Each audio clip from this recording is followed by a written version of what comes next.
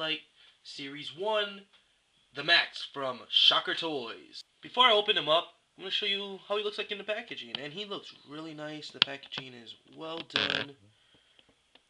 Really looks really nice, especially if you're going to be one of those mint and seal card collectors. Very great display piece. Now, what Shocker Toys did with the packaging to make sure, you keep the package. If you want to put the figure either once he's out, if you want to put him back in the packaging, they came out with a clever way of how to open him without ruining the packaging.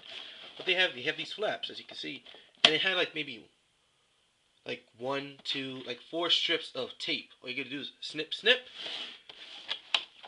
and then you just slide this out or open it, whichever way you want to do it. Just gotta make sure all the plastic is out of the cardboard part. And just slip it out like that, and you just lift this out and take him out. The Maxx here, out of packaging. Really big figure. As you can see, he's sporting his headdress that he had when he was in the Outback.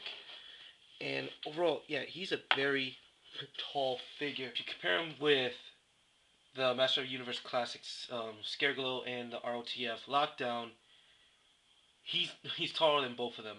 The sculpting on the Maxx here, very, very nice looking. I mean, the headdress looks really nice. Really did a lot of nice job with getting each lines of the hair. Headdress also looks nice. The front part. The teeth look funny. You probably can't see it, but it does have little light purple lines down to separate the teeth. And the eyes, nice.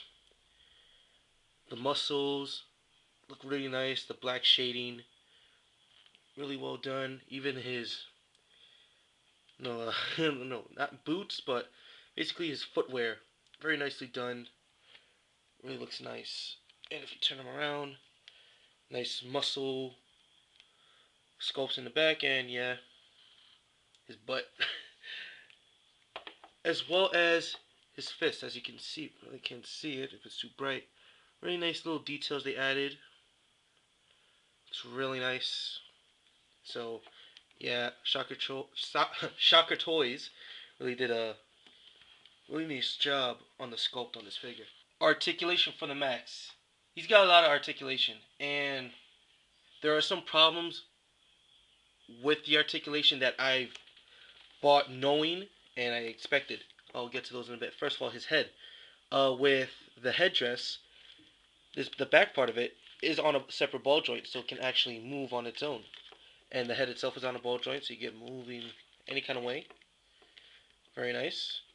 Arms can rotate all the way around from the shoulder. And as you can see, this also is on a ball joint, but due to the heaviness of this plastic, it feels a bit loose, so at some points if you pose him, it's just gonna flop like that. As well as the this joint right here, this ball joint, big ball joint, a lot of motion, but kind of put it all the way straight, it's gonna easily pop out. I mean, it's snugged in there pretty good, and it won't pop out if he has his, his more look of his arms being curled like that. So it's not gonna be a problem. But just letting you guys know, you guys are gonna get this figure. Be expected to have those kind of problems. It's a common thing with the joints, so especially on the arms. And I don't even know if the traditional super glue clear nail polish will work on this type of plastic. Anyone who has tried it and it works, please let me know. Okay, moving on. So the wrist can also rotate and move any way you want, which is really nice. Waist moves all the way around. Legs goes forward and back. Has this bit of articulation right here.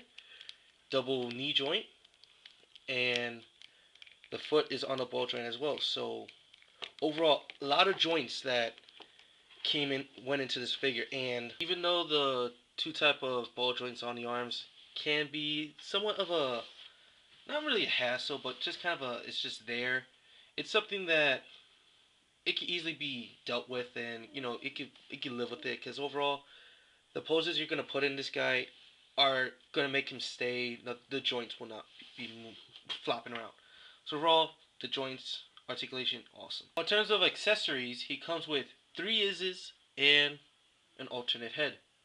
And the head is supposed to be for when he is in the real world. The Iz's, we have a white one. That's more of the happy face. Very nicely detailed with the teeth, all individually lined and whatnot. Nice with the feet, little hands. They're not really posable. I mean, you could move the arms, but they just warp back into their spots. So yeah, mostly just for display pieces only. Got a black Iz, more of a, as he falls.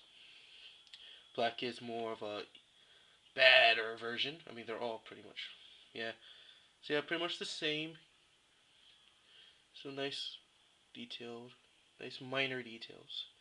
Take it with the teeth and whatnot. And then we have a pink Iz. It's more of a female looking type. It's just floating. I'm very careful with this one because not too long ago, she dropped, fell on the floor. She snapped from her base, and I just put super glue. Don't really want to move her a lot until it's fully dried up. So yeah, make sure this doesn't fall. So here's the Maxx with the Iz's and his alternate head. And I personally display the Maxx with this head. Nothing's wrong with this head, but I don't know. Just for some reason, I prefer this head. But again, both heads look really nice on him, and the Iz's are a very nice touch. I definitely recommend this figure if you are a big Maxx fan. And that's all there is to say. Hopefully you can look forward to more of these indie spotlight figures when I do eventually get them. Again, Maxx is awesome. I'm Jay Asante. I'll talk to you all later, baby. Hey boys and girls, looking for an online toy shop? Well, look no further than BigBadToyStore.com.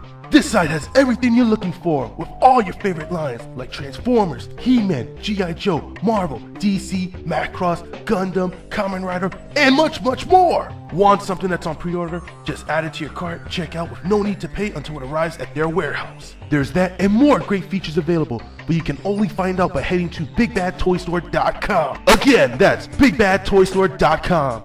Check it out.